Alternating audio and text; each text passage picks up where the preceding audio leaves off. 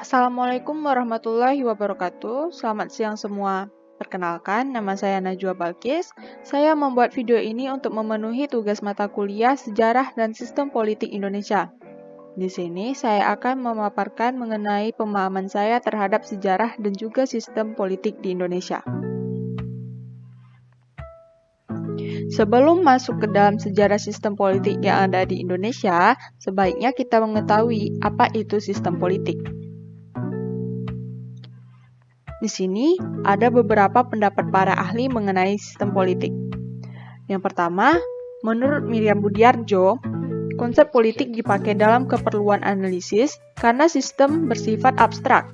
Pada dasarnya, sistem politik merupakan serangkaian struktur dan proses yang saling berkaitan yang menjalankan alokasi nilai-nilai kekuasaan secara sah atau bisa disebut otoratif.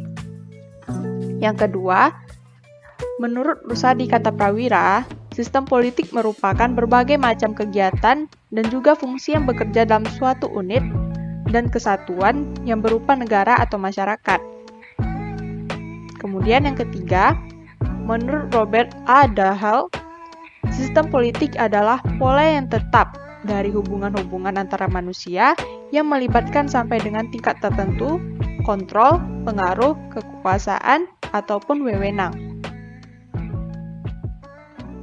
Nah, di sini saya juga memiliki pendapat. Apa itu sistem politik?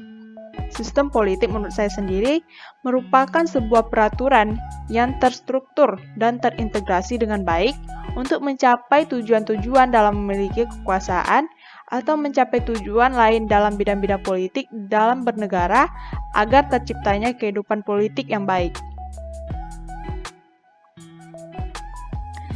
Lalu kita akan masuk ke dalam sejarah sistem politik yang ada di Indonesia. Yang pertama, ada sistem kerajaan. Pada masa ini bisa disebut juga dengan masa prakolonial, karena masa ini dijalankan sebelum bangsa asing menjajah Indonesia. Biasanya, pada sistem ini,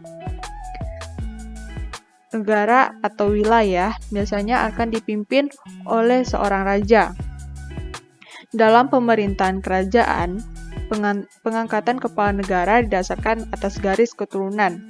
Biasanya kita sebut dengan monarki atau kepemimpinan vertikal. Semua peraturan yang dibentuk oleh raja yang menguasai wilayah tersebut harus dipatuhi oleh masyarakat yang bernaung di dalam wilayah. Lalu yang kedua, ada sistem masa kolonial. Di masa ini, Indonesia berada dalam masa jajahan bangsa asing, di mana bangsa asing datang untuk menduduki wilayah yang ingin dijajah. Sistem perwakilan politik pada masa itu berlaku sesuai dengan peraturan yang ditetapkan oleh bangsa yang menjajah Indonesia pada masa itu. Sebagaimana yang kita tahu, Indonesia pernah dijajah oleh berbagai bangsa seperti Spanyol, Portugis, Belanda, dan Jepang, dan lainnya. Yang ketiga, ada sistem demokrasi liberal. Pada sistem ini, demokrasi menempatkan badan legislatif lebih tinggi daripada eksekutif. Di masa ini pula, pemerintah sudah mulai royal pada rakyat dan memungkinkan semua tuntutan atau aspirasi masyarakat dijalankan dengan bebas dan didengarkan oleh pemerintah. Lalu kita akan masuk kepada sistem yang keempat, yaitu sistem demokrasi terpimpin. Sistem demokrasi terpimpin bisa juga disebut dengan sistem otoriter.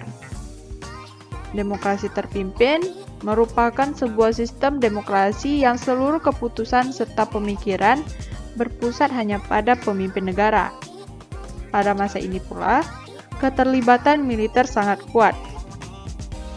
Sistem ini berlangsung selama tahun 1957 sampai dengan 1965.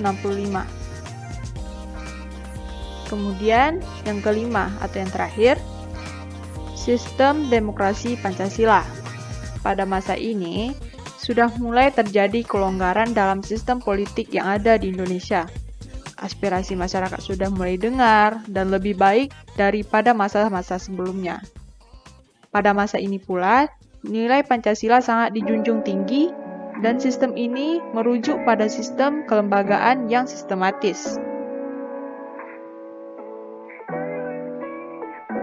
Dari pembahasan yang tadi dapat kita tarik kesimpulan, sejarah dan sistem politik Indonesia membahas tentang pendekatan dalam analisis sistem politik dari masa ke masa yang di dalamnya selalu mengenai sosialisasi budaya, ekonomi, dan semua yang berkenaan dengan politik di Indonesia.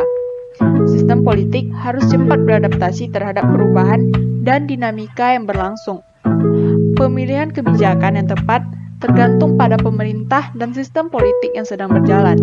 Dan pengambilan keputusan juga harus dipertimbangkan dari berbagai aspek positif dan juga negatif, agar dapat membangun sistem politik Indonesia yang baik dan terintegrasi dengan baik.